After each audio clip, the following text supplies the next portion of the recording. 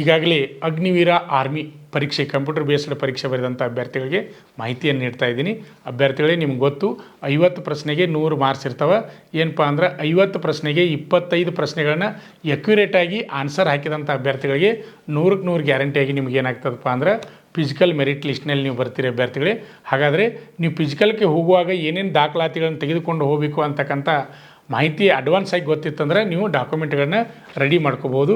ಇಲ್ಲಿ ಮೊದಲನೇದು ಏನಪ್ಪ ಅಂದ್ರೆ ಅವಾಗ ಅಡ್ಮಿಟ್ ಕಾರ್ಡ್ ಬಿಡ್ತಾರೆ, ಆ ಅಡ್ಮಿಟ್ ಕಾರ್ಡನ್ನು ತೆಗೆದುಕೊಂಡು ಹೋಗಬೇಕು. Next education certificate 8th ಮೇಲಿದ್ರೆ 10th ಮೇಲಿದ್ರೆ PUC ಮೇಲಿದ್ರೆ ನೀವು ಯಾವ್ಯಾವ ಇರ್ತಾವೆ ಎಜುಕೇಷನ್ ಸರ್ಟಿಫಿಕೇಟ್, ಆಮೇಲೆ LC ಅಥವಾ TC ಎರಡೂ ಒಂದರಿ ತೆಗೆದುಕೊಂಡು ಹೋಗಬೇಕು. ಅದೇ ರೀತಿಯಾಗಿ 20 ಫೋಟೋ ತೆಗೆದುಕೊಂಡು ಹೋಗಬೇಕು. ಆಮೇಲೆ ಡೊಮಿಷಿಯಲ್ ಸರ್ಟಿಫಿಕೇಟ, ರೆಸಿಡೆನ್ಷಿಯಲ್ ಸರ್ಟಿಫಿಕೇಟ, ಆಮೇಲೆ ಕಾಸ್ಟ್ ಸರ್ಟಿಫಿಕೇಟ ಎಲ್ಲ ಹೆಂಗಿರ್ಬೇಕಪ್ಪ ಅಂದ್ರೆ ಇಂಗ್ಲೀಷ್ನಾಗ ಇರಬೇಕು. ಅದೇ ರೀತಿಯಾಗಿ ನೆಕ್ಸ್ಟ್ ಏನಪ್ಪ ಅಂದ್ರೆ ಸ್ಕೂಲ್ ಕ್ಯಾರೆಕ್ಟರ್ ತೆಗೆಸ್ಬೇಕು.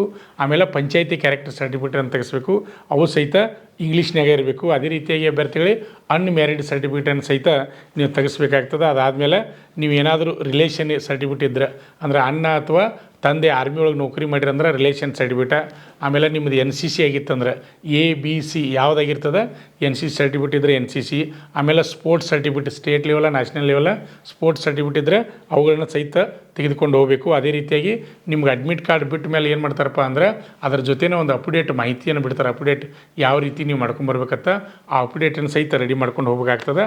ಅದ್ರ ಜೊತೆ ಏನಪ್ಪ ಅಂದ್ರೆ ಪ್ಯಾನ್ ಕಾರ್ಡು, ಆಧಾರ್ ಕಾರ್ಡು ಬರ್ತದೆ. ಆಮೇಲೆ ನೆಕ್ಸ್ಟ್ ಏನಪ್ಪ ಅಂದ್ರೆ ಪೊಲೀಸ್ ಸ್ಟೇಷನ್ ವೆರಿಫಿಕೇಷನು ಬರ್ತದೆ.